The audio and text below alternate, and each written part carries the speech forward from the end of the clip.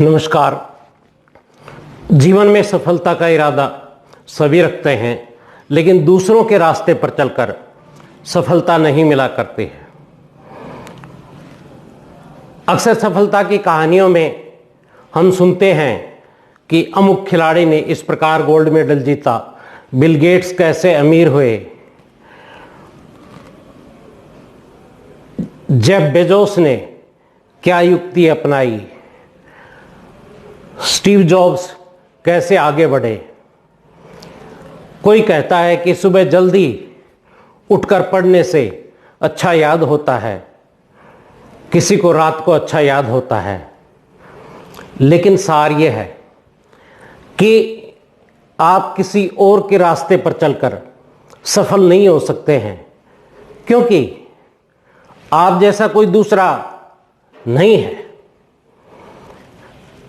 इसको एक कहानी से समझने की कोशिश करते हैं। प्राचीन समय की बात है कि एक जंगल के किनारे एक पत्थर तराशने वाला रहता था। दिन में वह पहाड़ पर जाता और बड़े बड़े पत्थर तोड़ता, जो खूबसूरत इमारतें बनाने के काम में आते थे। वह अपने काम को बारीकी से समझता था और जानता था कि बाजार में किस तरह के पत्थरों की मांग है। उसके तराशे हुए पत्थर हाथों हाथ बिकते थे और वह अपनी जिंदगी से संतुष्ट था। एक दिन उसने सुना कि उसी पहाड़ की वादियों में पहाड़ों की देवी रहती है और वह लोगों की तरह तरह से सहायता करती है। लेकिन उसने ऐसी किसी देवी का साक्षात्कार नहीं किया था। अनेक कहानियां जरूर उसने सुनी थी। एक दिन एक अमीर आदमी अपने महल के लिए उससे एक पत्थर खरीदने आया। कारीगर से उसने पत्थर खरीदा तो उसे आश्चर्य हुआ कि इतना सुंदर पत्थर ये कहाँ लगाएगा। तो वो उसका घर देखने चला गया। वहां जाकर के वो देखता है कि उसने उस व्यक्ति के घर में ऐसी सुंदर सुंदर चीजें देखी जो उसने पहले कभी नहीं देखी थी। इसके बाद उसे लगा कि मैं तो कुछ कर ही नहीं रहा और उसकी अपने काम में रुचि कम हो गई। धीरे धीरे जिस काम में उसे सुख मिलता था वो भारी लगने लगा। एक दिन उसने अपने आप से कहा कि काश मैं भी एक अमीर आदमी होता, मैं भी मुलायम बिस्तर पर सोता और तरह तरह के मनोरंजन करता। उसी दिन सपने में पहली बार उसने उस देवी की आवाज सुनी, जिसने कहा कि तुम्हारी प्रार्थना सुन ली गई है, तुम जल्द ही अमीर बन जाओगे। उसकी ख्वाहिश पूरी हो गई। उसके बाद उसका काम में मन नहीं लगा। शाम को जब वो घर लौटा तो आश्चर्य, देखता है कि उसकी झोपड़ी के स्थान पर अब एक सुंदर महल था, जो अमीर आदमी के महल से भी ज्यादा भव्य और ऊंचा था। जब वह अंदर गया तो उसने रेशमी पर्दे, गलीचे और अनेक प्रकार के कलात्मक फर्नीचर से घर को सजा पाया।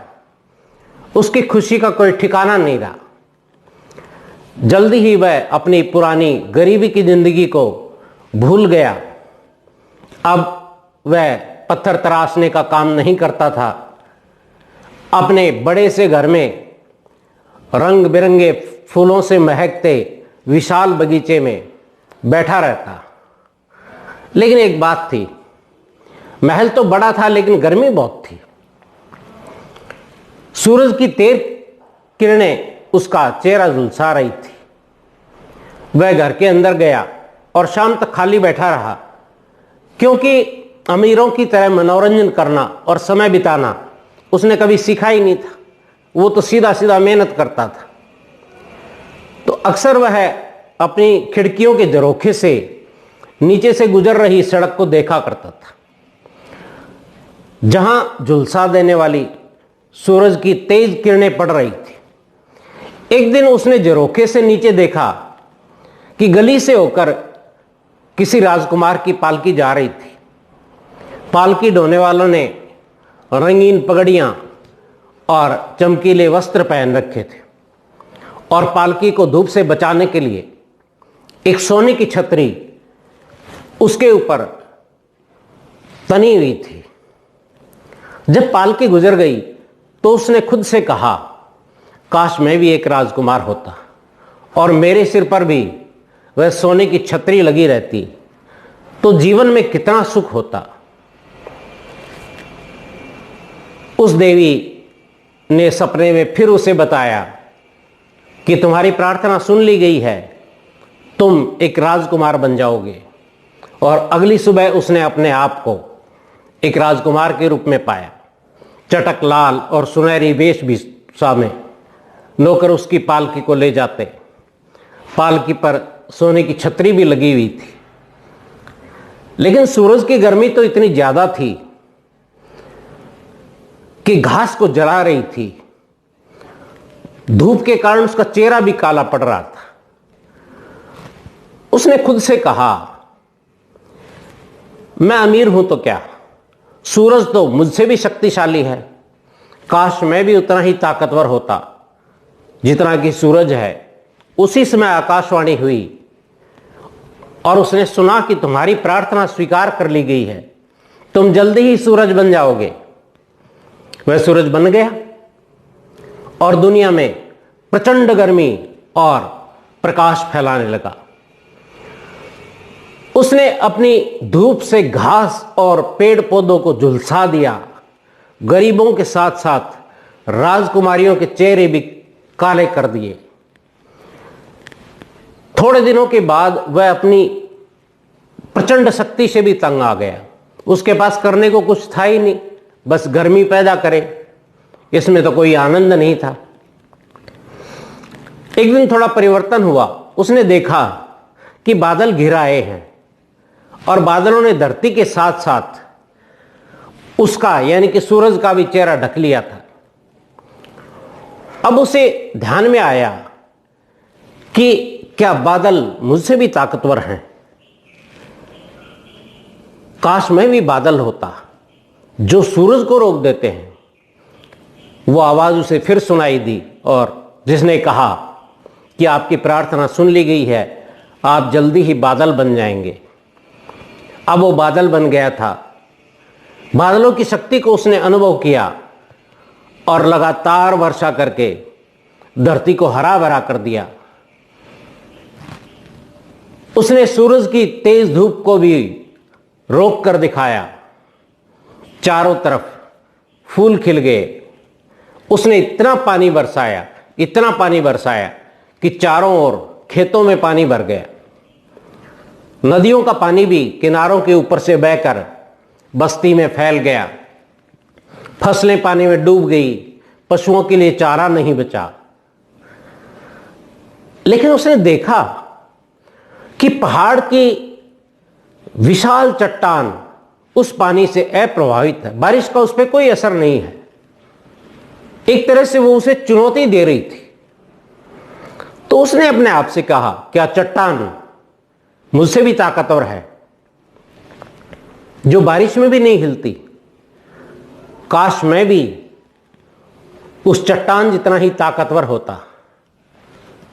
पर्वत की देवी ने एक बार फिर उसकी आवाज सुनी और कहा कि ऐसा ही होगा, तुम चट्टान बन जाओगे। उसकी इच्छा पूरी हुई और अगले ही क्षण वह चट्टान बन गया। अब बरसात भी उसका कुछ नहीं बिगाड़ सकती थी, न ही सूरज की तेज किरणों का उस पर कोई असर होता था। अपनी मजबूती पर उसे गर्व था। उसने खुद से कहा, इससे बेहतर कुछ नहीं हो सकता। लेकिन एक दिन अचानक क्या देखता है कि उसे चट्टान के आधार के पास यानी कि पैरों के पास छैनी और हथौड़ी की आवाज सुनाई देती है। एक पत्थर तराश उसको तोड़ रहा था। प्रत्येक चोट के साथ पूरी चट्टान कांप जाती थी। उसने खुद से कहा, क्या इंसान चट्टान से भी ताकतवर होता है जो उसको हिला सकता है? एक बार फिर पर्वत की आत्मा प्रकट हुई और उसने कहा, तुम्हारी प्रार्थना सुन ली गई है, तुम फिर से इंसान बन जाओ। इस प्रकार वह एक बार फिर से पत्थर तराश बन गया। इसके साथ ही उसकी गरीबी वापस आ गई। 2 जोड़ी कपड़े पहनने के लिए और पत्थर ही अब उसका बिस्तर था। लेकिन उसमें एक फर्क आ गया था, वह स्वयं के अलावा कुछ नहीं बनना चाहता था। जिंदगी में यह मायने नहीं रखता कि आपके पास क्या है, बल्कि आपके पास जो कुछ है उसका आप क्या करते हैं। हमेशा कोई न कोई आपसे ताकतवर और अमीर होगा, लेकिन उसी समय कोई ऐसा भी होगा जो आपसे कमजोर और गरीब होगा। हम अपनी तुलना दूसरों से करते रहेंगे तो जीवन में शांति कभी नहीं आ सकती। अपने स्वाभाविक रूप में ही सुख है, जो आप हैं उसे पहचानिए और अपने स्वभाव को ही जीने की कोशिश करिए। शुभकामनाएं। नमस्कार।